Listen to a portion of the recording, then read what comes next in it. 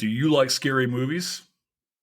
That's the question we're asking today as we are joined here at Historians of the Movies by Nicole Donawho and Rachel Michelle Gunter. Guys, welcome back to HATM Podcast. I'm your host and creator, Jason Herbert, and every single week we are talking about movies and the histories behind them. And this week, we're talking about Scream, the movie that maybe reset the horror franchise. It paid homage to so many horror films and gave new inspiration to so many more that would come. So this week, as your Halloween special, Nicole, Rachel, and I offer to you this recap of Scream. So sit back and relax, grab your popcorn, because we're going to be right back.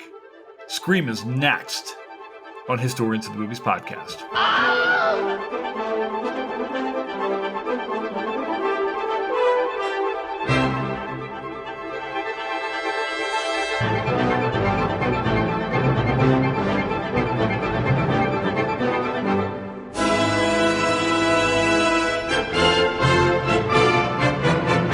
Hi, welcome back to our annual. What are we? Is this our annual scary movie thing? Is that what we're doing? Has it? I think so. Has it been? It's been more than a year since we did Carrie, right? It's been a year since Nicole and I watched all the Scream movies for this. You watched all the Scream movies for this one? We watched all the Scream movies together. Like Jesus together. Yeah. Well, okay. And a documentary and some interviews. I don't know that I would call that like a documentary. Like it was not a documentary. It was an effort at a documentary. Yeah. It was a splicing together of thoughts that they built as a documentary. Well, we did the Carrie podcast. I was trying to think, did we do the Carrie podcast when I was still in Florida? Or had we done that after I moved out here to It was the first time you Colorado. and I had actually spoken. We had only, yeah. Now I just call you when I'm having a midlife crisis, which is not something you signed up for. I'm fairly good at talking you down from those. Sometimes you're like, Jason, just don't ever date ever again. Please God. And definitely not Cubans. Don't ever do that. So I won't anymore. All right, we'll get into what we're getting in just a second. What you know all the juicy bits. Also, mistakes I've made in the past. Not that I would. Nicole's like, I'm assuming that if I've told you, Rachel, that Nicole already knows. So he knows. It is known. There's a circle of trust. There's a trust tree going on. All right. As we're speaking on camera, being recorded. Yeah, and we're going to podcast this out to the internet. Whatever. You know, one of the things Nicole knows that when Jason knows, Rachel knows, and now Nicole knows that this is our circle of trust. It is, and I have a brand new text chat that's opened up in the last 3-4 months. The amazing women who did the Raiders of the Lost podcast. Raiders of the Lost Ark podcast with me, and I would say that was a great name. I was like, that is an awesome name. If that's not taken, it's a great. I'm taking Raiders of the Lost podcast. Holy shit! I love it. Good, right? That's good. That is way better than the name I picked up. That for would the be a great podcast, archaeology podcast. Raiders of the Lost podcast. Oh my God! I'm going to tell them tonight. I was just texting them actually. Yeah. But one of the things was like when we opened up this text chat was, so it's me and Kate Shepard and Julia Trochet and Leah Packard Grams, who were all three amazing people. And I was friends with Kate, and then I was becoming friends with Julia and Leah. And there's this part when you're like, how much crazy do I let them in on? When you're becoming friends with someone, do you know what I mean? You're like, okay, listen, I have some shit that I'm working through. Are you ready? We had the historian moment of that. Because Nicole and I we hadn't known each other that long, and we happened to go to SAWH together. Okay. I don't even know what that means. Southern American Women Historians. Okay, you can't just throw acronyms. Of the Southern. It's just one of the other acronyms. Fill in your favorite acronym for that. Southern of something, something. Okay, fine. All right, Southern Women's Historians, basically. And so they have a triennial conference. They broke out of the Southern back when women weren't very welcome at the Southern. And so we went to their triennial conference, and we had like this extra half day to do whatever we wanted, and we were flying out the next day.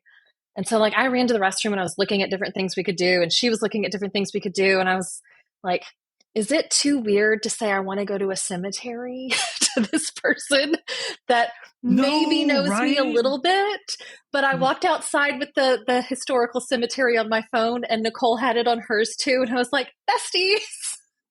No, We right. were, There's this in moment. our defense, not that we need one, but I was thinking like, okay, Henry Clay is here somewhere.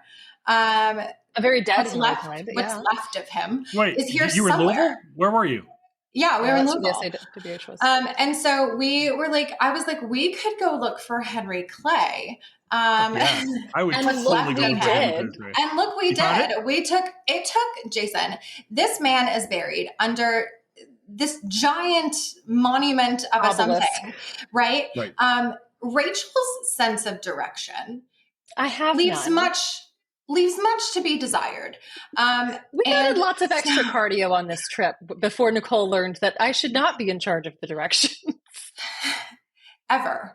And then I let her, I think it was after that, we went to San Antonio, and I was like, the river walk is a circle. How lost could we get? And so we walked to the wrong hotel.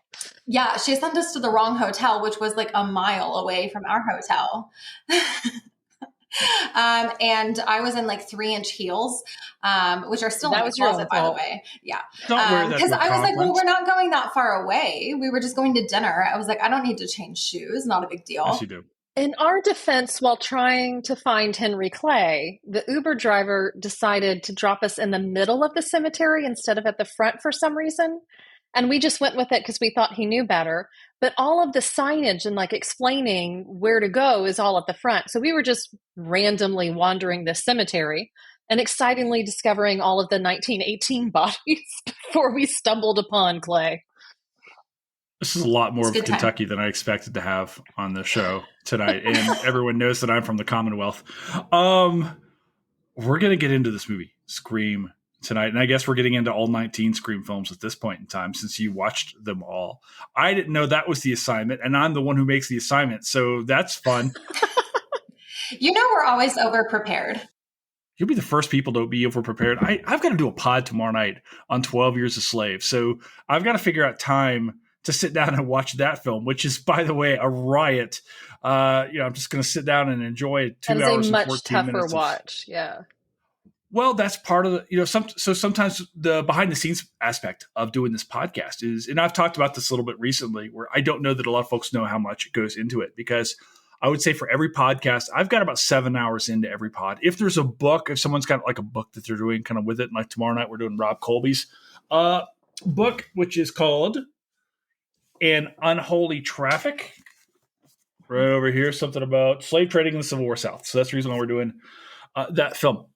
But usually what that means is I've got to, find the person, schedule the thing, watch the film.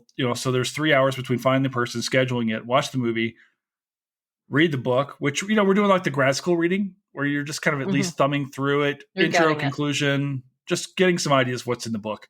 Some talking 3 book points. reviews, intro, conclusion, and skim. Totally, right? But that's still an hour to 2 hours if you want to do it right, if you really want to. And sometimes you get sucked into the book, which is the hard part. Which is great. Yeah. Yeah. I mean, there's been a lot of them too. And then you got to watch film. So you're like, and then you have to record the pod, which is 2 hours. So you're 7 hours in. It's a lot. So I still have to watch that. We did minimum 7 hours just watching Scream movies this time. Well, I'm glad that neither of you have a book that goes with this film, although God can knows make you what a we do. list. We both read Carrie last time, so. Yeah. Y'all did. I did not. And there's a lot of literature on Scream. Like there's a whole set of literature that goes with us. We can send you a list. Well, okay. So I think there's a real reason to talk about Scream. And I guess maybe that's before I start interjecting with my ideas. Why don't you guys talk about, because I asked you, hey, what film do you want to do? Rachel was just like, if you don't let me do Scream, I'm going to add the rest of the internet to the Tree Trust Circle place and tell everyone who thinks that I know how awful you are as a human. And so I was like, oh, that Scream would be great.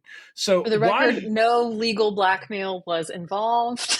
What is there legal blackmail? Is it no blackmail in and of itself? The legal definition. Okay, because I was like, by itself, blackmail is actually illegal. Unless you're the police, then isn't it like what's the word? What's the word they use in the police circles for blackmail? There was Entrapment. Yeah, there was a Sean Connery, Catherine Zeta-Jones film where she did the things with the very cat subtle suit parts. and the lasers. Yeah, it didn't hurt my feelings. I got to tell you. Either way, why Scream? Why are we doing Scream tonight? I think Scream on its own, right? If you're just looking at the first one, right, which we can just stick to the first one. We don't have to talk about the others. Rachel and I just really other than give our ranks of them, but yeah, we just like to be thorough, you know. Okay. Just the first one. If you're looking at that, I think Scream is a really good jumping off point for talking about slasher films in general. In part because Scream embodies so many of them, like literally in the text of the film itself, right? You have so many one-off quotes that are from other films. And so when you're looking at that, you really have to have a deep-seated understanding of other films. Or if you are like, I don't understand that, you can sort of point to, and oftentimes they'll just tell you it's from this, right? And so you have to sort of have this understanding of other slasher films to really get Scream. And it's not like a gatekeeping, like, oh, you don't get this film if you haven't seen these other ones, but it helps you have a really deeper appreciation for Scream once you have seen these other films. And understand how much it changed the genre. Yeah. Right? If you see what came before and then how everything kind of shifts after Scream. Yeah, that Scream is both its own set of things, but it's also this deep appreciation for the things that came before. It's not trying to change the things that came before necessarily by saying like, oh, these were bad in a certain way, but it's taking the things that came before. It's a deep appreciation for those things, but it's also setting itself apart in this new sort of era of teen slasher films. I think Fear Street does a great job of illustrating that because they have the 3 different types of movies within their trilogy. And so they have like the witchy, colonial America horror film. They have the slasher 1970s at the camp horror film. And then they have the 90s, early 2000s Scream inspired horror film as their like set. And it really does stand as like, that is the touch point for that era. Yeah, I mean, I think that one of the interesting about Scream is almost a history of horror films. And I think Wes Craven was very adamant about that. And Kevin Williamson, who wrote Scream, was very much involved. And this is very much a love letter to horror films and the genre. And then this weird thing happens. Fun of them. Yeah, absolutely. But then what happens is then it reinvigorates the genre as well. We see this whole new aspect because I think, and maybe I'm wrong here, but you've got in the horror film genres, you've got the classic stuff with like Psycho and maybe Texas Chainsaw Chainsaw Massacre is maybe more of a long 80s film more than anything like that. But there's the cult suspense stuff. And then we get the 80s, which you've got Friday the 13th, Nightmare on Elm Street, the slasher, gore stuff, right? I remember also Children of the Corn when I was a kid in Louisiana. I remember watching that, and maybe that explains why I have text chat groups, why I'm on Raiders of the Lost chat. But there's this, but this film knows this film is this shy, this close to breaking the fourth wall on so many occasions, right? Before that was a thing. Right. And then afterwards, we have all of these pop culture wink, wink, nod, nod films. Obviously, the contemporary is I Know What You Did Last Summer. And we get the Final Destination films, all of which are carrying forth this Scream thing. And then I thought Scream was going to end. I thought maybe this was going to be a standalone film. And then they're like, they make too much money. So it's a fascinating study. This is one of those movies where this movie is history in so many different ways. So well, and they make enough money. Well, they do make enough movie, but they make enough money that you then get the Scary Movie spinoff of Scream. And so I think that in itself is an interesting thing that you have this parody of like Scream is not a parody, but like it's got this compilation of all these other things, but like it's got its own genre spinoff, which is really interesting in and of itself that you have this other parody of it. That a lot of people, so many people get the details of those confused with the Scream movies that like, if you watch them enough, you're like, no, Dewey was the killer, right? Like the first time that I went and rewatched the Scream movies, I was like, no, Dewey is the killer. And then I was like, oh no, Dewey is not the killer.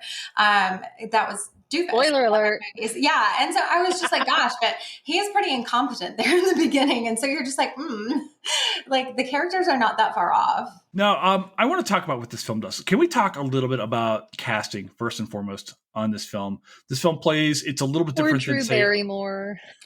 Well, that was like the big thing at first, because again, this is 1996, which is really pre-internet. Like I graduated high school in 1995, and for information, I had like Microsoft Encarta or something like that. That this was really before you could find out everything. So the big thing was, and they were selling Drew Barrymore, the great curveball. And this is in a lot of ways heating to this idea Psycho of killing twist her off. amped up to 10, right?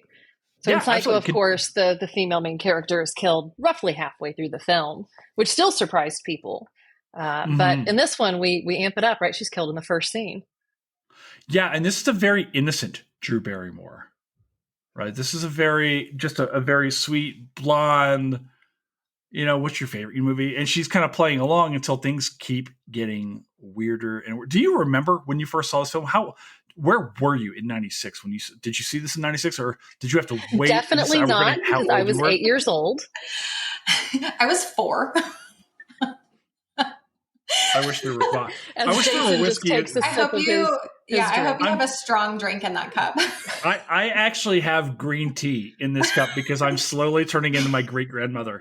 Is what's happening as you're telling me how young you are, and I'm just like, yeah, did not see that one in theaters at the probably 12 or 13, watching at home when I first saw it.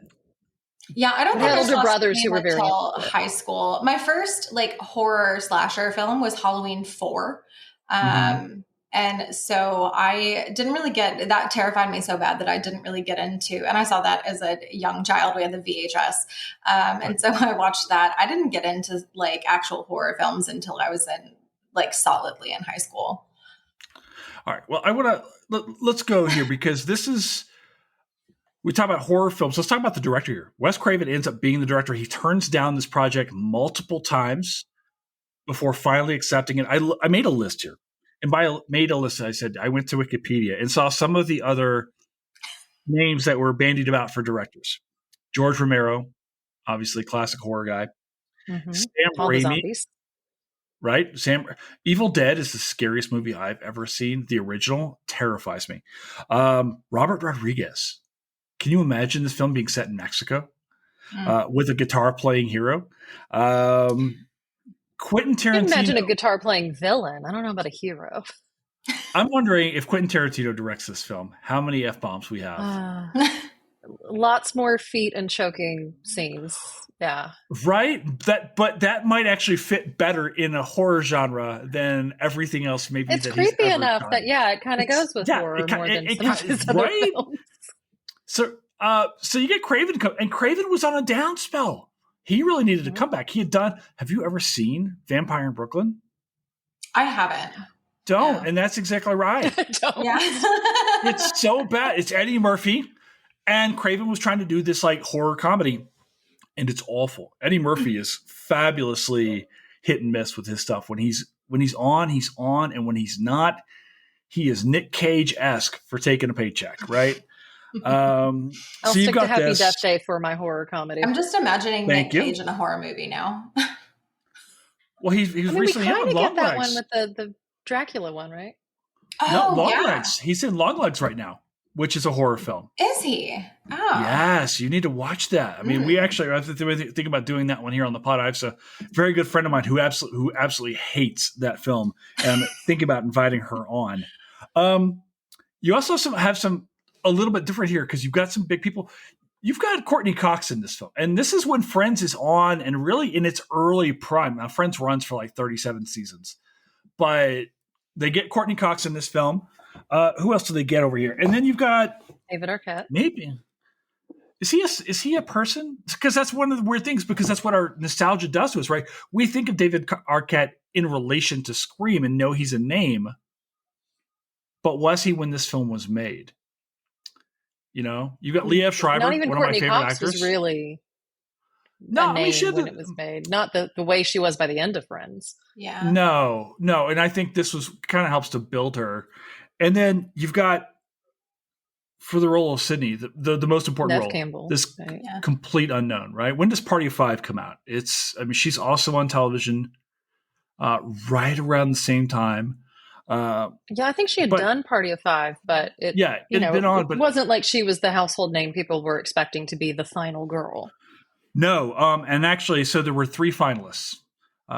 Actually, there were a couple other ones. Reese Witherspoon was considered. She looked too young. That is a very different movie. This movie I'm is trying to set in picture Nashville. Sydney with a slightly southern accent now. Oh my, slightly, just very. It's got to be set in. It's like it's Sweet Home Alabama with knives on a horror film. Yeah, I'm not opposed to this. This is okay to me. I'm just thinking through all of the romantic comedies that I can think of that would make good horror films. And I feel like Sweet Home Alabama is not a bad choice to turn into a horror film. That or like your favorite Christmas Hallmark movie. 10 Things I Hate About You. What was it? How to Lose a Guy in 10 Days. That would be a good horror film. You murder him in over 10 days. This could be a new genre. Like romantic comedies turned horror films could be a new genre. I feel like to pitch this. I think you're right. I think that the Hallmark Channel has a real market for this. Like you get Lacey Chabert, who's in some of these films. Yeah. She's like Hallmark steady. Yeah, you take Hallmark Christmas movies and you pitch the romantic ones to the gals. And then you do the like Santa murders people. Same plot line, but Santa turns into a murderer. And pitch those to the guys. I'm down with this, especially if we Silent Night was kind of that, but without the romance. Exactly. So you take the Silent Night thing and you pitch a rom-com version of that. Same actors, you just pay them a little bit longer to shoot some slightly different scenes, and you got 2 movies. I like this idea. In fact, it's like how Netflix. It's like how Netflix, when it thinks that I'm watching something, will put a hot guy on the cover. But when it thinks when my husband is watching something, it'll put a hot chick on the cover. You just pitch the different movies to different people that you think are streaming. How does it do that? Do you I don't know. two of you watch at different times? Algorithms. I don't know. I don't do. You know what? I was scrolling through Instagram the other night. And I don't know what happened to my algorithms, because my algorithms are pretty much like bodybuilding and fishing, and I don't even know what else, right? And it got stuck on like Christian victimization videos where people are like, in this house, we say Merry Christmas and God bless you if you don't like it. And the woman listens to the man. And I was like, is this, did I go to high school with this person? It's scroll up. No. And I was trying to figure out how to like get my algorithms back. I was like, what? Because then I would respond, right? Which would only trigger even more of them. I was like, I am so sorry for you. That's what you've done. You stayed up too late one night and you accidentally clicked something and then you screwed up your whole algorithm. Although some algorithms are better than others, YouTube thinks I'm a Black woman who is fluent in Spanish, and none of those things are true. Yeah. You're better at this, Rachel, because your TikTok game is much better, and I still can't figure out TikTok. I'm trying so hard, and I can't get there. I want to give you another name for a possible city. This is the opposite of Reese Witherspoon. You ready? Molly Ringwald. I'm assuming she was a little too old to play the high school character. Yeah, I mean, that was the thing, right? She's just, and I'm a big fan of Molly Ringwald. If you grew up in the 80s, you have to be. Yeah. Way too old. I mean, we're a little too far into the 90s for her to play 17-year-old-ish. Yeah, absolutely, right? Okay, so here are the last 3. Alicia Vitt. Although I say that, but how many high school movies have we seen with like 30-year-old actors? Yeah. Playing 17-year-olds. Beverly Hills 90210. Remember the woman, Gabrielle Carteris, was 30. Playing a 17-year-old. Or they have these like jacked guys with the shoulders and they're supposed to be like 16-year-old boys. Like, no. That was not around in high school.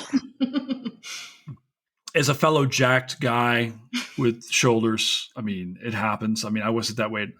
The question I get asked all the time is like, what position did you play in college? And I'm like, trombone. So, there's that. We get Brittany Murphy gets bandied about is the idea. I should see that. Yeah, she's been a good one. She was good. She was a really talented actress when she was on her game. Yeah. She was so good in a movie with Alicia Silverstone. Clueless. She was so great in that. She was great in 8 Mile. and then just had these horrible issues. And then, of course, Nev Campbell, who turns out to be the perfect. She was in a horror movie, right?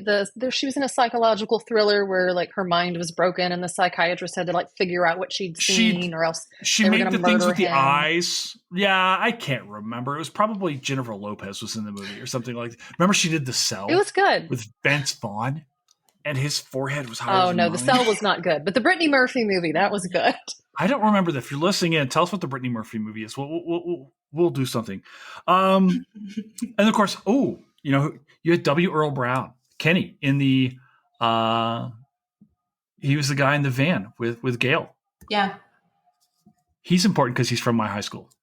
Like he's from my hometown. Nice. So he gets a nice callback in the other movies from the cameraman who doesn't want to stick around after he finds out what happened to Kenny. He is one of those guys who is a classic character actor, and you've seen him in so much different stuff. You'll see him in, Deadwood, or you'll see him. He's actually in the Mandalorian. Like you show up, the big thing, obviously, Something About Mary. He's in. He's going to give you a performance, and you recognize him. Like, all right, great, good. I can trust him with the next 6 minutes of dialogue, right, and then moving on. Brooke Shields and Janine Garofalo were considered for Courtney Cox's role. Mm. I wonder. I could see Brooke Shields pulling that off. Yeah, she's a little old, but again, the age thing, right? I mean, but to be the reporter, to be the reporter, I don't know. I think you have to exude a certain amount of like likable hostility, if that's a thing, right. To do that role. Which I think Courtney Cox is like right there in the middle. I think people were used to seeing her in that, and that's why she was so good with that. Speaking of likable hostility, can we talk about Skeet Ulrich? Billy, what are your thoughts on his casting? I think he gives off the perfect amount of crazy that, like, I think the good thing with that character, right, is that the first time that you're watching this film, like the very first time you see this film and this character, you, the entire time, are like, I'm pretty sure he's killing people. Like, right. But then you're like, no, that's he can't too be obvious. doing it. Right? Yes. Yeah. Like he that's your instinct. Too obvious that he's the bad guy. You're like, no, they're not going to do that. That's stupid. And then there are certain points where you're like, well, no, he can't have done it. And he was here and the killer was there. Yeah. Right. So but if you have not seen the film, this podcast is not for you. They're spoilers. Yeah, because there's two, right? This movie's 28 years old. I think we're okay. I don't know, man. How is this movie almost 30 years old? Some people get mad. As we have learned while doing the Sunday Night Live posts, I guess. Yeah, okay, that's a little that's a little different. But if you're coming to a pod on a 28-year-old movie, I don't know.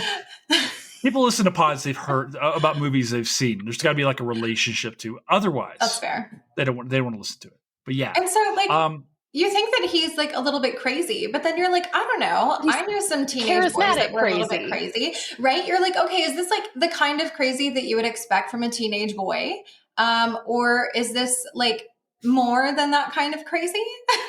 So like, I think you don't want to think that like it would be that obvious, but then at the end you're like, I knew it the whole time. Right. And I think it works that they don't make him too nice. Like he is a bit of an ass. Yeah. You're like, but is he just an ass or is he the killer too? Yeah.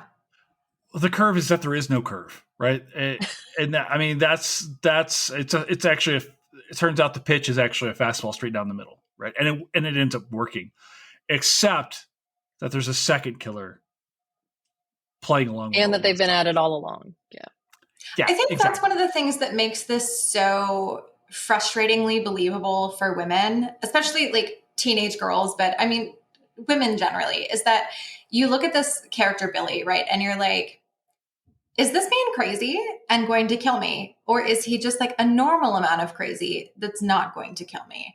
Right. I think that that's like frustratingly believable for a lot of women, that you're just like, is he a little odd? Or is he a psycho killer? And I think that that's like a very fine line that women watching this film are like, I am familiar with that man. And that I think is a very realistic thing that this film brings that other slasher films don't, right? That like when you see the Texas Chainsaw Massacre guy, you're like, that's a killer. And you run from it. But this is her boyfriend. This is somebody that she trusts, right? This is a little more Ted Bundy than Ed Gein. Yeah. Yeah. And so, but like she is like, when he gets out of the police station, like she still doesn't quite trust him, right? After he's been let go, she's still like churning in her mind these questions of like, maybe not. But he's hot, so do I want to sleep with him? But he's hot. And also she has a like relationship with him that goes before these things. And so you have to sort of like weigh those things. And I think that that's a very realistic thing that we see here. That for a lot of people watching this, you're like, girlfriend, like red flags, but also like you have to weigh that context. Is he a murderer or is he just a bad boy? Yeah. Also, dead mom, absent dad, crappy group of friends. Like, what are her options there? Yeah, exactly. So like, are you going to throw away this one sort of like moderately stable thing just because he seems a little crazy right now? But like, and it's your friend group. So if you break up with him, you're breaking up the friend group, and who are also a little bonkers, but like, I feel like you're writing the pitch for the new dating website that we're going to create, out there somewhere just for scholars. Be like, is he a plagiarist or does he love me? I don't know. So maybe he's born with it. Maybe it's ChatGPT. I have F. Scott Fitzgerald back over here. So I had to watch. Well, cheers to Zelda, since some of her work is definitely in whichever book you have. Zelda. What a horrible, horrible, wretched woman. Whose work he stole left and right. But, whatever. Because he's a bad boy. Can we talk? and that's why she left him. Can we talk about the rules of this? Because so much of this is about setting up the rules of, and then bending or breaking them or abiding by them whenever it works for the plot. So can you guys enlighten us if we're going to make a horror film here at HATM Film Productions? What are the rules to making a horror film? And we should say these are the rules for the first film in a series, because later on the sequels have different rules for sequels, change. Different rules for a trilogy. Right. So what's the first film? And what are we naming this film? Our film? Yeah, The Sharpest Pen. I don't know. So I don't know. Is our final girl an academic? Is the killer an academic, or both? I think, listen, I don't know of a single academic who doesn't have some sort of like death wish. So I think everyone is an academic. It's a bunch of people at a conference. Yeah. Conference killers. We'll call it round table. So, or something like this. But yes, okay. More of a comment than a question. Right. All right. Yeah. I think that's the film title. All right. Comment and a question. All right. So what are our rules for comment and a question? If we're playing by OG Scream rules, rule number 1, never have sex. Rule number 2, never drink is going to really go out the window. Yeah, never drink. Everybody's dead. Everybody's dead at our conference. I think maybe I live because I'm masked. If they don't have outdoor drinks, I survive by default. Yeah, never drink or do drugs. And then rule number 3 is never, ever, ever say, I'll be right back. Because you won't be back. You'll be dead. Yeah, you will be dead. Which means you can't ever really leave a session to go pee, because every time you like pat your chair and be like, I'll be right back. Can I tell you a thing? I don't go to sessions. I can't stand. I pretend to go to sessions. I'll go to round tables. I'll go to round tables. I will not have, especially with how many people you know in the industry. Like, go to those sessions and support your peeps. I will support them at the book fair or at the bar or at the museums that we tend to, because that's where the real conversations take place. You heard it here. Jason will only support you if you've already had your first book out. I will only support you if you don't put me to fucking sleep at a conference, because that's what happens. I think you sort of roll in at the tail end of the session and watch the people ask hostile questions, and then you support your friends. Yeah. Right. Then I can jump in and be like, have you ever seen a fight break out at a conference, like an actual fight, or like been afraid that people were about to get into a fight? I saw someone realize their entire dissertation was false. Oh, that's a bummer. Okay, that's a good reason to go to a conference, though. Yeah. To get feedback, right? Better to find out there. I've seen people cuss each other out, like in the middle of a session, and then the moderator had to go get somebody to come and break that up. Were they the same? Were they on the panel, or was it a guest, or was it an audience member? It was an audience member and the person on the panel, because they were like attacking the person on the panel. I don't know what their beef was. I assume there was some OG beef from grad school. Who knows? But they were like screaming at each other about a question, and then they started cussing at each other, and the moderator like did not know what to do about that. So they went to go get somebody. They went to go tell mom. I haven't been screamed at about a history paper since I was at the University of Minnesota, but that's another story entirely. I had one professor who would just fucking yell at me. I don't like your work. I'm like, I guess let's hear about how bad I am because you don't like my history paper. Are things okay at home? You know? But yeah, so all right, so no sex at the conference, no alcohol. Okay, the second rule's done. Everyone's gonna die. And no, I'll be right back. So, although I feel like I'll be right back is the for academics would be like, I'll finish the paper when I get there. I'll finish the paper in the morning. I'll do it on the plane. I'm going to get a plane Wi-Fi, finish doing that, which will definitely work. I'm going to get the plane Wi-Fi, finish it on the plane. All I have to do are my footnotes. As this preps up, as we get ready, I'm prepping up a paper that based on my master's thesis, which I haven't looked at in almost a decade, and I am desperate to remember what the hell that I said. So, and I'm trying to get this to the commenter because I don't want to leave him out. If you're listening in, like right now, you don't want to leave your commenter high and dry. You want to give them some sense of what you're going to say so that they can say something that sounds smart too. And I feel bad because I've never been this way. I am bad about being really late on book reviews. You're an academic. Welcome to the party. I saw a thing the other day. A guy was talking about, like, I haven't been able to get anyone to sign on to do a book review since June. And the answer is easy. It's because you're not paying them for labor, and it is labor. And it is labor. And some presses aren't even providing actual books anymore. It's just an ebook version. The digital copy. Yeah. That's a hard pass. You know, if I can't at least put it up on my shelf to make it look like I've done a thing, that says I have 3 that are due already. So Nicole says I'm not allowed to do book reviews until my book is being reviewed. So I'm following the friendship rule. Yeah. I'm Rachel's manager at this point. I have to meet with the press next week when I'm in there. It's like, hey, you want to get together? I was like, don't ask me how my book is coming. What are your favorite parts of this film? What is this movie doing well for you? I love the little in-jokes with Neve Campbell making fun of horror movies. And then when the killer shows up, she does the exact same thing, running up the stairs instead of out the front door and all of that. But yet she's still a fighter. She's not an idiot while she's doing it. Point of contention, Rachel.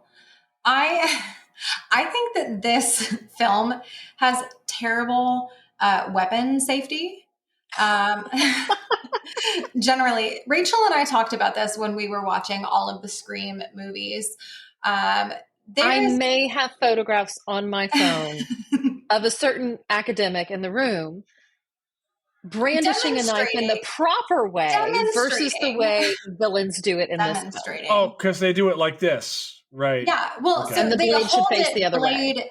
They hold it blade in instead of blade out, right? And so, like, terrible weapon safety. They're always holding this thing with the blade facing towards themselves so that if somebody grabs it, it's going to end up back at you and cutting you, right? You always want the blade to be facing out so that if they end up grabbing it, they're going to grab it with the blade on their hand and slice their hand, right? That is proper blade safety. Plus, when Dewey is running around the house, just lessons in weapon safety. When Dewey is running around the house after they get the phone call, which is presumably what's his face from jail, right? They get the phone call at their house.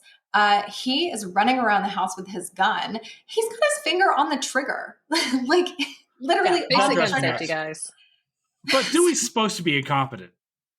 Yeah, but there are all these signs to his incompetence. You're a cop, so like basic weapon safety, and so just like throughout the film, the whole time, just like people like, oh my gosh. So I'm like, y'all. Let me ask you this, because you just made a very good point. We see the film open up. It's Drew Barrymore. She's on her phone. It's in the house, but it's 1996. Cell phones are not like a thing yet, where everybody's cell got phones would sure ruin this movie. Right. Aren't texting, right? How is this film? Can we talk about the other ways in which this film is devoutly a product of the mid 1990s? We've got she's got her computer landlines. chat up. Oh yeah. Right. She tries to contact 911 over her computer. Mm-hmm. I think these films would not be functional in an open concept house, right? Like these are still homes. Yeah, how do you run through the hallways and you can't slam the door on somebody. Gosh, right. Like, so if you are looking modern at architecture would ruin this film. Yeah, slasher films can't happen in post. You just keep running around the center if you're like ish, right? So you're you get around like the kitchen island the whole time, right? You're just going in circles, right. And so like you can't really do that. You can't do that in an open concept house, or even the like giant houses. Like you need a sort of like smallish house so that you can do the whole thing where you run outside or you run upstairs and then you're trapped. If you do this in the like giant houses that we started building, the like mega mansion houses that we started building in the McMansions of the early 2000s, right? You just have infinite amounts of house to run and hide in. And so you have to have a certain 90s aesthetic to these houses, or even like earlier than that aesthetic to these houses to make this work, right? Otherwise, you're running around some other place that is not functional for a slasher film. I mean, our basement somehow has a garage door anyway, which is a bit strange. Yeah. Well, if you're on a hill, maybe it works. Yeah. And you have other settings. Right. You have other settings that work for this. So like, for example, who is it? It's Carol J. Clover's book, right? So she does Men, Women, and Chainsaws, which is talking about gender and horror and these sorts of things. She characterizes this as the terrible place, right? She's really known for the final girl theory. That's sort of her like big thing in this book. But she also has this thing that she characterizes as the terrible place that in films, right? It's the mansion in the Bates Mansion, right? It's the house in the Texas Chainsaw Massacre. It's in Friday the 13th. It is the camp, right? And so it doesn't have to be a house, right? So like in Friday the 13th, it's the campgrounds. It doesn't have to be a singular house, but it does have to be this sort of finite space. And she says in her work that it's this sort of space where something terrible has already happened, that you sort of have this space that's supposed to be a place of comfort, like a house or like a teen camp or whatever, that's supposed to be this place of comfort, but something terrible has happened there. And so then you have these other people that are there, and through their horrifying experience with whoever's running to chase them and kill them, they soon discover the horrors that have already happened there before. And I think where Scream differs in this is not just that there's not necessarily something horrible that's already happened in some of these spaces. Like you don't have Jason Voorhees' mom that's already killed camp counselors, right? You don't have that necessarily history in that space.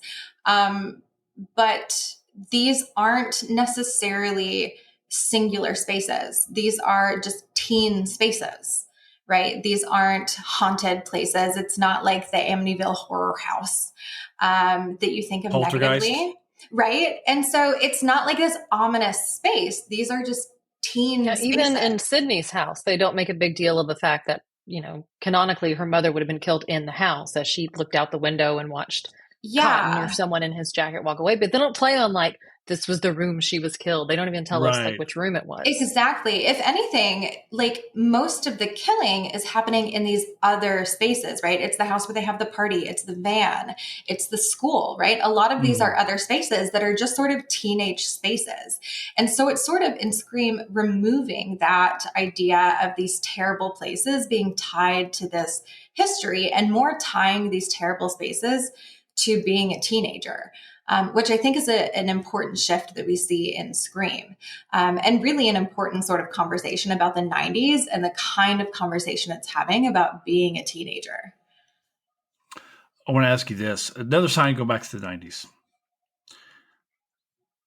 Could Sidney kill Stu with a contemporary television? Because I've got a 65 There's an argument that she never killed Stu with the original television. Ooh, good to do right? Because he almost came back in a sequel, and then it leaked online, and so they had to change the whole script. And so he for is real? still arguing that he should come back, that he would not have died from that injury. Listen, Matthew Lillard just wants to get paid. Yeah. And I don't blame him. Yeah. And he had so much fun playing Stu. Listen, those Scooby-Doo royalties are not going to last forever. Yeah. You know? Well, and he talks about that very openly. Like, I was just watching an interview from him on TikTok the other day where he talks about how Scooby-Doo is actually one of the worst things that happened, right? That he, for a long time, didn't like Scooby-Doo because after that, he thought that he was going to have all of this success after Scooby-Doo. He thought that these phone calls were going to be rolling in for him to take bigger and bigger roles, and then they just didn't. And he talks about how he really struggled with that and struggled to feed his family after that.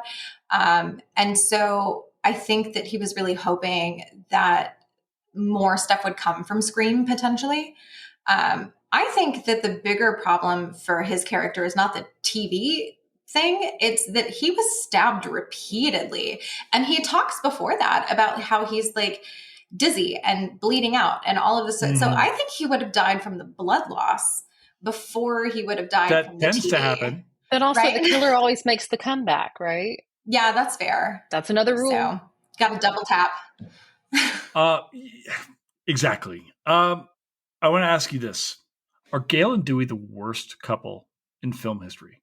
I don't think they're the worst couple, and not in film history. Certainly not. Here's the weird part, because of course these two get married and I think have kids together in real life, and I, for the life of me, cannot see the chemistry at all. And it's like, why would Courtney Cox be with David Arquette? I mean, this isn't even like an unconventionally handsome guy or something, like with the way we would say like about somebody. He's not a handsome guy. So how does this happen?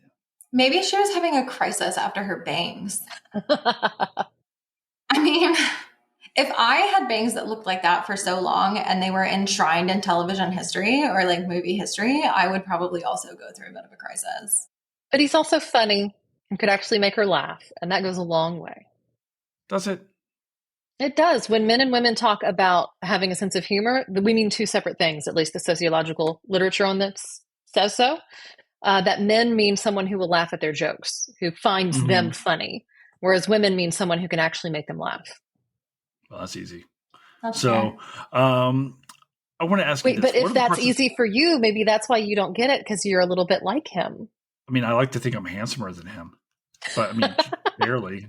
I love that the screen glitched for just half a second and made you blurry just as you said. You thought you were handsomer. You know, I used to get people would tell me I look like Ricky Gervais, and they would mean it as a compliment. I'm like, why would you say that to me when there are all these mountains I can throw myself off of? So I don't think you look like Ricky Gervais. Sorry. Thank you. We can be hurt. One of the parts of this, are there parts of this movie that drive you nuts? Is there anything that makes you go, I don't know how I feel about this? I'm not a huge fan of them pitting the female characters against each other at the start. I mean, they do kind of come around to seeing each other's point of view, but they're definitely like pitted to set up a cat fight at the start. Are you talking about the Sydney versus Gale stuff? Mm-hmm. Yeah. I think one of the things that I find a little bonkers, and maybe this is just from our modern perspective, is that they are like, hey, the whole town is going to go on lockdown, right? There's a curfew at 9 p.m. because there's shenanigans happening. So everybody has to be home by 9 p.m. And the whole town is just like, yeah, man, let's do it. And it's like, what? Like, that is the most unrealistic thing that I've ever heard of. Let's do it with like the 3 cops we have in this town. We're not bringing in any other law enforcement. There's no like national media wondering why all of these high school kids have been slaughtered. Like, no, just go about our day. Yeah, all of the business owners are like, yeah, that seems reasonable. Everybody shut down. No big problem. 9 p.m. Good to go. All right, that's fair. But yeah, that is definitely post-COVID. We kind of know how that was would just go. Like, friend. Well, how does this film change? Like, after we talk about this film ending, we got the surprises, we got the twists, and we killed the Fonz. Yeah, we killed. Which is one of my favorite scenes in the movie. what happens next? Like, how does this franchise change over time? We have this initial entry in, and Scream comes in and makes a bunch of money. It's produced for like $15 million. They make just a boatload of films on this. Everybody's immediately signed back up to do sequels, of course. If they lived. Next? If they lived, right? What happens next for Sydney? And what happens? What are the rules that change as the Screen franchise continues on? Because we're now into what, 6 or 7 of these films at this point in time? Yeah, 7 I think is about to come out. Yeah, I think we're at 7. Yeah, they're working on it, right? I think right. I think Sydney's been in all but 1, correct? Yeah, the last one she's talked about, but she never appears. Her character never appears. And I think she's coming back for the next one, is as I understand it, because Neve Campbell also wants to get paid. So what changes moving forward? You guys said you went and watched all 7 of these or all 6 of these, whatever. What are the rules and how do they change moving forward? Because I kept thinking Sydney's got to be the killer at some point in time. Well, and they did a twist on that with 4, right? When it's her niece. Okay. Which is the stand-in for her, right? So they do a twist on that. The rules really change in the 3rd one because they make a huge thing about the trilogy rules, throw the first rules out the window. And the trilogy always has to rewrite what we thought happened in the first film, right? Right. All of that stuff. So the movie rules they're talking about change the most in the 3rd. Were you surprised that they killed Dewey off? No, I felt like they had to kill one of the OG 3 by that point. Like, you can't really, if you're Scream, you can't have a safe character, right? With the way the whole thing started, you've got to be willing to throw somebody under the bus. Well, at that point, I honestly don't know. I don't know when they got divorced. Oh, yeah. So I don't know if that was necessarily because he was the one that they were originally going to kill off. Like, I think that your logic there is sound, but I don't know if he was the one that they were. They had been divorced for a while before they made that, I thought. Did they? Okay. Yeah. Because I know that they stopped working together pretty much altogether. But I couldn't remember when their divorce actually was. Are you surprised they haven't killed Sydney off entirely?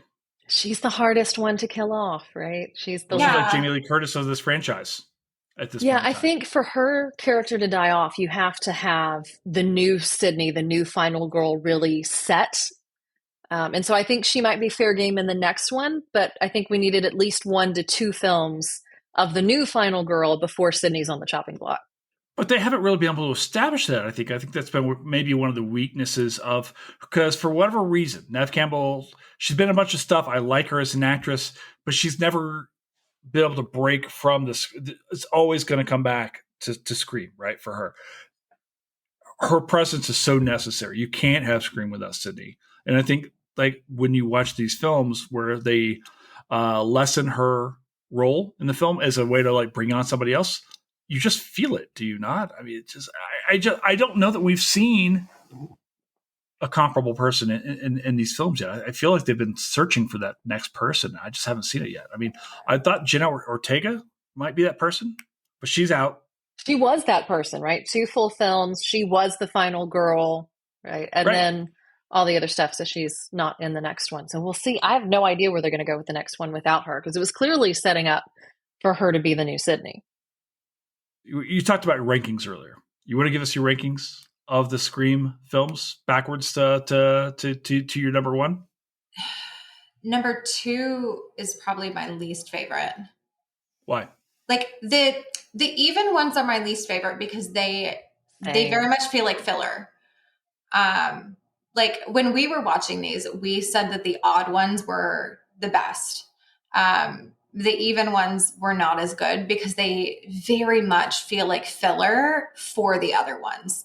It kind of reminds me of the Pirates of the Caribbean, where the second one feels like it's just getting to the third film from the first one. And that's sort Scream of 2 feels like a replay of Scream 1. I mean, even the killer is just an extension of Billy, right? Because it's Billy's mom. Right. Spoiler alert. And it's the one they rushed, right? Because the script leaked and they had to move fast. And so it doesn't always make a lot of sense. Yeah. It could have been 45 minutes shorter and still been fine. And so there's a handful of things that you need from Scream 2 to get to Scream 3. But otherwise it's just sort of filler. You just need her necklace and you're good. Yeah. And so it just doesn't stand alone very well.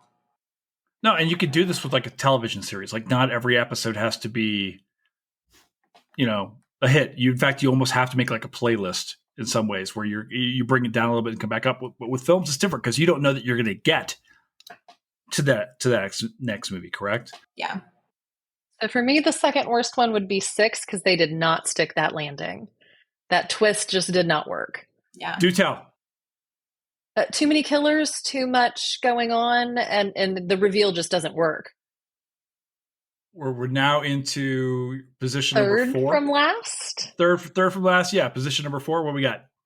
Number 4. The last of the evens. Okay, so we're sticking with evens. Okay. Yeah. All Why? 3 of the evens are in the bottom of my list. 4 is the closest, like it's the best of the even ones. It's the one where they try to do almost like the spinoff with Sydney's niece being the final girl, and then she ends up being the killer, which kind of works. They do a lot with like live streaming and that sort of thing. And I think there's a movie podcast in that one where the high school film students have their own film podcast about horror films and all of that. So it really plays into the internet age of it. But I don't think it's as great at doing that in a really smart, witty way, the way that Scream 1 was about its culture and its moment in time.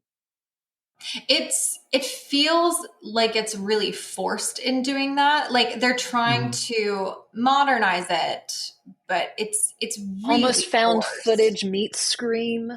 Yeah. Okay, so is that going to be influenced by Blair Witch Project? Is that really what we're looking at? Yeah. Okay.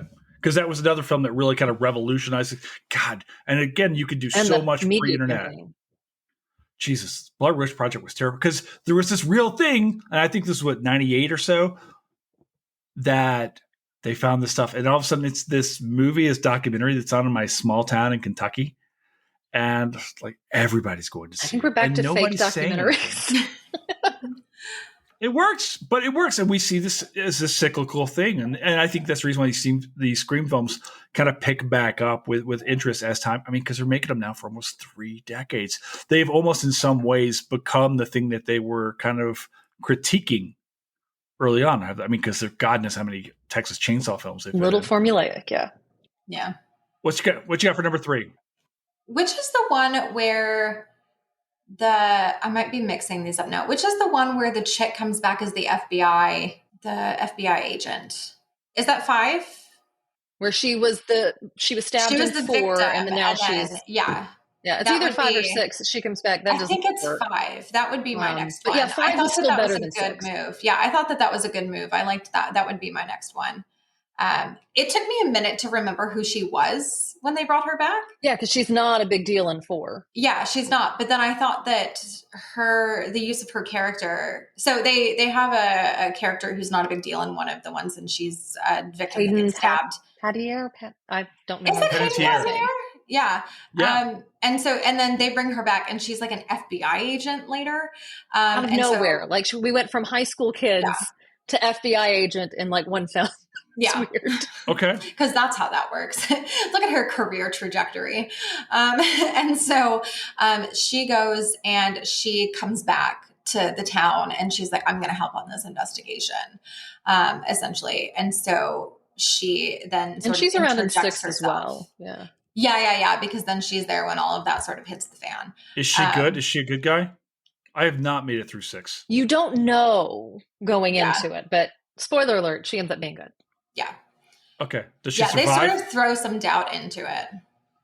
Well, she was also in that Sydney Sweeney, Nev Campbell kind of thing, because she was played a high schooler television, and then kind of did some stuff, and then has now found herself into, and again, not a name, but someone we recognize, right? Yeah. She played a high schooler forever. She had that baby face. She'd be 17 forever. My runner-up is number 3. Scream 3. I love rewriting the history, right? Learning that we didn't really know the story and figuring it out, the mystery of it, which is why I like horror movies to begin with. Is always trying to figure out the story. Yeah. I hate horror movies, and we do this every single year. Doing this backwards was so difficult because I was like, definitely it was like 135. And then I was like, and then it was some wrote mixture. mine on a piece of paper real quick so I could do them in reverse without thinking. I was like definitely 1, 3, then 5. And then it was probably, I don't know, like 6 and then 4 and 2 or 2 and 4. But doing that backwards was 4, 6, 2. So yeah, we were close. It was so hard to do backwards. So we all agree the OG is the best of the series, yeah, correct? Definitely the best one. Why? So just because it's the best, it's the tightest, it's the most inventive, like why? It sets the standard that they all the rest play with, right? Mm-hmm. One reason I like 5 is because we bring Billy back, right? It's this weird thing where he's back in the mix, and then we have his offspring relatives running around doing stuff, and we don't know if she's good or bad or how that's going to cut. But yeah, they set the mold that all the other films are playing with. I also feel like some of it is a nostalgia thing. Cause like I obviously was not old enough to see this in, no, you were in theaters when this came out, but I was a product of the 90s. Right. And so a lot of the stuff that I look at when I see this grunge film, is older than you, Nicole. that I look at when I see this, like some of the things that I looked at when I see this, I'm like students. So like I had a student in one of my classes today. We were talking about I was just telling my husband this. We were talking about the telegram and the telegraph, and I was teaching them about those things. And one of my students sort of diverted from that because we were talking about like how it runs through the ground and how then we run it through the Atlantic and that sort of stuff. And one of my students is asking about the internet, and he was like, "Hey, my mom says that the internet like used to turn on the internet, and then it made this like noise." And I was like, yeah. Play the noise for a man. I do in my 1302. To be fair, the internet, like, a lot of it still runs through cables. Yeah. Right? And so not everything is Wi-Fi. I was like, yeah. And he was like, so like, why though? And I was like, so it was connected to the phone line, like the landline. And if someone one of my other students was like, well, you were knocked off. One of my other students was like, well, what's a landline? And I was like, so back in the olden day, we had cellular phones and we had landlines that were like connected to the ground. You didn't bring in a rotary phone. Wires to the ground. With the extra long cord so you can like so you can twirl it around your finger. And so you can like go into your room. Be like, hang up. Yeah. This is a party line.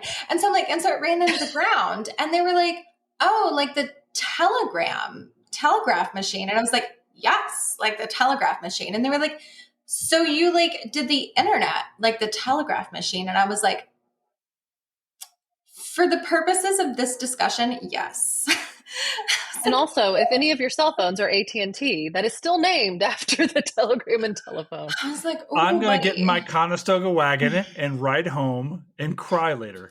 I know. I was just like, whoa, buddy. But I think one of the things that I look back out on this film, right, is that like you had these numbers, like there are these numbers that we used to call, right, to ask what time it was. Time and temperature. Right? Absolutely. And so like you had 411, like my students. Like, to call the cinema to ask what was playing. Yeah. So both of those still operate in my hometown.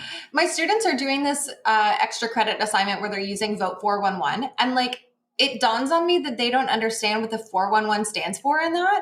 And like having worked voter information tables at college campuses recently, when you tell them the name of that website, it does not click. They do not know what 411 is. Like they don't understand that 411 is for like information.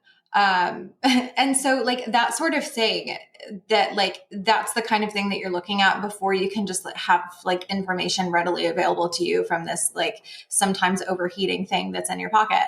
And so I'm just like, this is a moment in time that you see in this that like sometimes I have nostalgia for because I'm just like, gosh. But then other times I'm like, man, sometimes I just really want to plug in my headphones and listen to music on this small box of a computer that lives in my pocket. Or I want to order food without getting up from my couch. Yeah. Or I want to see a variety of options and not have to have a drawer in my kitchen dedicated to Chinese takeout menus or pizza menus a variety. Now I can have a random crap drawer that has an abundance of random random crap in it, not just takeout menus. So yeah. I also think the first one has the best reveal. Like it's just the most fun of the reveals and the twists at the end. Like it's just it's the most rewatchable, last 20 minutes. Right? Yeah. Like we can watch this film again, you're like, it's still an enjoyable thing. I think a lot of ways. Well, and that's the thing with any of the film with two killers, you rewatch to be like, oh, which one is that one? Which one is doing this kill? Right. Will Sydney ever be able to trust a man ever in her life? Well, she does. She marries the cop from the third film. Yeah. Which one is that one? So that was the trilogy one. There's a cop in LA, right, when they're doing a movie within Scream about the original movie. That's not McDreamy, is it? Yeah. It is McDreamy. Yeah. She marries him. She marries McDreamy. Okay, who is also in Sweet Home Alabama. Mm-hmm. So much crossover. Yeah, I don't think they actually say that, but there's in a later movie, I think Dewey's calling her to say it's happening again, and he asks about that character. Yeah, because she says understood about that that's her kids. husband. Yeah, because she says I can't because like I have kids and whatever. Like she makes a whole point about her family. And the best line of that movie from Sidney effing Prescott. Of course, I have a gun. Yeah. All right, fair enough. I don't buy him as a cop. I'm just saying his hair's too good. Let's talk about Scream Queens. He was supposed to be a Fed, right? He was an investigator. Yeah, that's different. Something like that. Okay, he's not a real cop. He's a fake I am cop. just not getting canceled over that. I'll have so many people be like, "No, goddamn, no." All right, I've got enough people who don't like me. We made these. Where does Neve Campbell rank in your mind's eye among Scream Queens? We mentioned Jamie Lee Curtis. We mentioned her mother. Who else is out there that are amongst these? We talked about. We can talk about the I still know what you did. I know what you did last summer. So it's Jennifer Love Hewitt, very much in that vein. Afterwards, where's Neve Campbell? Now that you can think about all these films, I think she beats Jennifer Love Hewitt. Yeah. Oh yeah. Easily, there's a lot more fighting and a bit less running. Yeah. I think especially when you're talking about people who are in a multitude, right? They are in a sequence of films.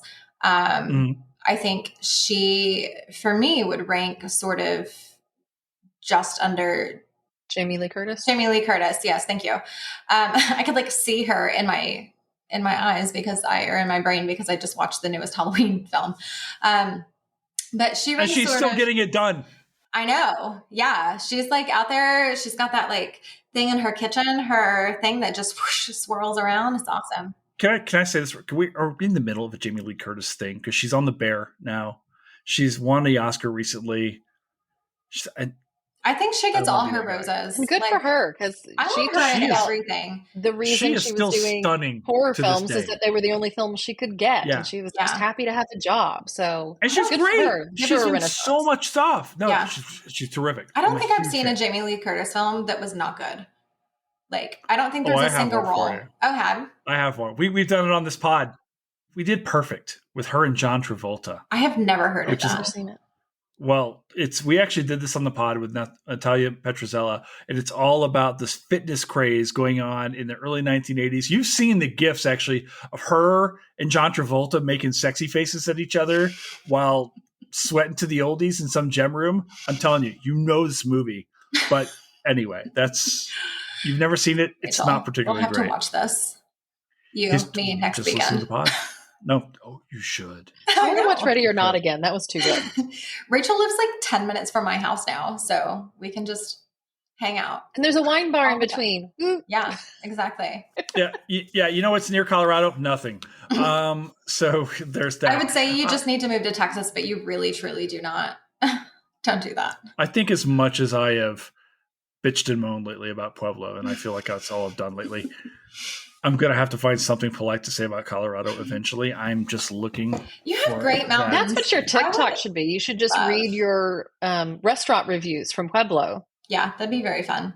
I'm afraid someone's going to kill me off of those things. Like, I'm just enjoying myself, having myself a nice little day. Some of the people on Facebook were like, you don't have to be unnecessarily mean. And I'm like, kind of do a little bit. So nothing says I can't be. I deleted a review today of my doctor because I gave him a real bad review. And then and then That's they how I end up apologized. dead. So Okay, they apologized. That's something. That's fair. yeah, exactly. All right, I want to ask you this. Our final question: Scream, is it a history movie? It kind of has, I mean, it has all of those callbacks to so many different horror films, whether you have the guy dressed like Jason or the lines from different films. And, you know, there The is so rules. much horror film history, and it's clearly made both the script and the film by people who love those films. So I think it's in the way that some books are a love story to certain archives and certain, collections. It is that kind of thing, right? Where the film is a love story to those films. I like to think of it more as a time capsule. I think if you were to open that up and look at the various things that are in it, like you have a little bit of this film and you have a little bit of this film, you open up this part and there's like a little bit of prom night in there, right? Like you get the calls from prom night and Good you call. get some of I just watched that. I went on a Jamie Lee Curtis film spree. Binge. I was like, Rachel, you have to watch this. Trading Places. Have you gone back and rewatched Trading Places yet? No, I need to watch all the things. I am switching between 17 different streaming services to watch all these movies. It's exhausting. I have to look up which streaming service it's on so that I can watch all these things. It's exhausting. But I think it's more of a time capsule, right? First world problems. I know, right? I'm switching between your Amazon Prime and my Netflix because you're still logged in on my TV and our HBO Max. It's you should mess up Rachel's algorithm. On her. I am so sorry. I am messing up your algorithm because I'm looking at yours, but it's all horror movies anyway, so you're fine. Patrick made me get my own HBO Max profile, so I would stop watching horror movies on his algorithm. I need to steal y'all's login. Yeah, you should. But no, I think it's a time capsule, right? So you have a little bit of prom night here for the phone calls. You have a lot of there's a lot of things from the Bates Motel, right? Or the Bates Motel. There's a lot of stuff in there. You have some references to the Texas Chainsaw Massacre. You have just bits and pieces of things that you pull out here and there. There's a lot more of some things than others. But it's just a little bit of this here and there. And then you put them all back in. And then the next movie, sometimes you pull out another time capsule that has things from the first film. And then you have some things from other horror movies. And so I think that that's sort of the way that I look at it, is that it's more of a time capsule that you bury and then you pull back out, and you bury and you pull it back out for the next film. So, I mean, I think it is a history film inherently, because when you're looking at sort of the things within their context, this is inherently a 90s film with teen angst and all of the very things. Much, it's obviously not Clueless, but in its own way, you have a lot of the things with teen angst and relationships, and they're oh, school's out, and they're party, and so you have those things in and of themselves that make it sort of. And I don't think Billy read as creepy in the 90s as he would today. Yeah, well, and you have at some point the sheriff is talking about, right? So Dewey asks the sheriff if he thinks that Billy did it. And the sheriff is oh, if you had asked me that 20 years ago, I would say no, definitely. But kids these days are up to no good and stuff like that. And it's I mean, sure. But if you asked a sheriff that today, they would say literally the same thing about kids 20 years ago, which is kids in the early 2000s or whatever. And so, which is my generation of high school kids. And so they would be oh, if you had asked me 20 years ago, I'd say no, but kids these days, right? That's such a normal thing to progress over time. But it feels in the 90s, if they're talking about, I mean, in the 90s, 20 years ago would be the 70s. Do you honestly think that teens in the 70s were up to no problems? They were trouble free? Come on. And so, but in the moment, that sounds like something appropriate for a cop in the 90s to say about these kids in wholesome, whatever neighborhood it is. So there's also the thing of so many horror films try to do the whole based on a true story, and it is so thin to its actual connections to that Texas event. Chainsaw Massacre. And Scream doesn't try that, even though it was inspired by real killings. So I think it's an interesting choice that they like don't even try to make that connection because it is so divorced. Like it's inspired by, but it's not really based on those events. Right. But there's definitely movies that claim to be based on real events that are far more loosely connected to reality. I don't know, Rachel, I'm pretty sure I've told you this story, but Jason, I'm sure you probably don't know. When I was in China years ago, in like 2015, I was there with a group from my church at that time. And we met with some students that were college students. And there, everything obviously that you search on the internet is like filtered, right? So everything about Texas, everything about the US, everything about any government website is taken out. And so we told these students, they asked us, oh, like, where in the US are you from? And we said, oh, we're from Texas. And so that night, we were going to meet with them the next day. That night, they went home and like looked up stuff about Texas. And the next day when I met with them, they looked so concerned. And they were like, were you there? Are you okay? Were you there? And I was like, for what? I'm thinking like, what could possibly have popped, like the Alamo? Like what could possibly have popped up? The first thing that popped up on their thing was the Texas Chainsaw Massacre. And so they were like, for the Texas Chainsaw Massacre. And I was like, oh, no, sweetie, no. And so then I had to like explain to them that like, that is not a real thing. Like, it's not a real it happened. It's not a real thing. And like, also no. But I was like, thank you for your concern, because they were so genuinely worried. And I was like, no. But like, that was just like, no. I was not there for the Texas Chainsaw Massacre, but thank you for your concern. All right, one final question. You can hold any movie for a year before we do another horror film in October. What am I holding? What's next in your pocket? We've done Carrie. We've done Carrie. We've done Scream. We could do Fear Street because we would make you suffer through 3 separate films because it is a trilogy. No. I really want to do The Others. The fuck is The Others? It's more ghost horror film and mystery. Okay. It's got a good plot twist. My favorite one recently is Ready or Not. Yeah, Ready or Not is good. Where the family tries to hunt her on her wedding night. Yeah, Rachel and I watched that one twice. Even SNEH got in on that one, and that's not his normal genre. Yeah, it's not so much horror as it is like thriller. Okay. It's a little bit of both, yeah. Yeah, it's a little of both. And of course, my favorite ever is Happy Death Day. Yeah. What about that new James McAvoy film that just came out? Have you seen that? I love him in everything. Yeah. I will talk about that man for days. The original was creepy. And that trailer would come on. Yeah, the trailer would come on, and I would get squeamish just watching the trailer because he's Professor X, and he's such a terrific weirdo. Yeah, I love that man and everything. He's one of those guys. I don't tend to think about him as like in my pantheon of actors. I tend to whatever, but then every time he's on screen, you go, Jesus, you're just getting a performance out of this guy. Like he doesn't slow down. Yeah, and dude's cut to stone in that film. Like, and it just makes me with the looks he would get through. Like, I know I'm gonna have to watch the movie eventually, so we could always do the original too. So we could do them both. You know, yeah. Rachel and I are always down to watch multiple movies. Apparently, you watched 6 of them tonight, and I just barely made it through 1, so that's good.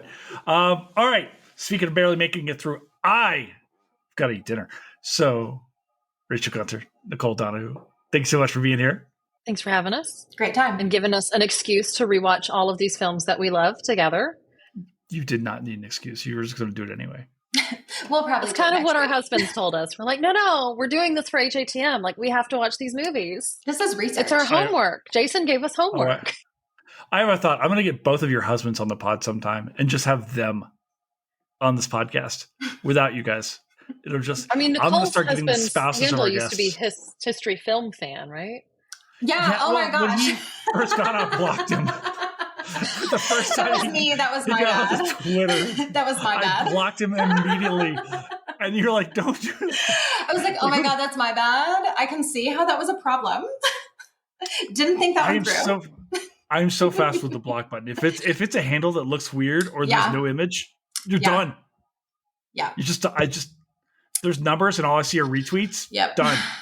Yep. Well, and SNEH isn't even on Twitter. He's just become our background character for the years. I know. From another horror movie, right? From The Witch. That's where he got his nickname. Yeah. Yeah. God, that fucking movie terrifies me, by the way. So that one. If you liked The Witch, you should watch Fear Street, because that third film is set in that vein. All right. Fear Street. He's like, I'm not doing it. But okay. He's like, I'm fake writing this down. I wrote it. I actually wrote its words over here. So there. So, all right. Plus, there's books in Fear Street. We could read books. Oh my gosh. Okay. Right, stop giving him more to do, Rachel.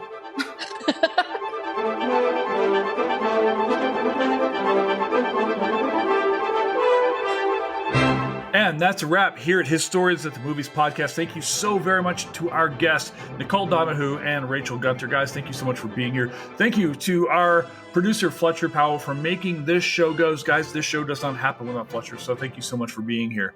If you want to support the Historians of the Movies podcast, you can do so by going to patreon.com/historians at the movies, or you can write us an email at hatmpodcast@gmail.com if you'd like to inquire about sponsoring the show.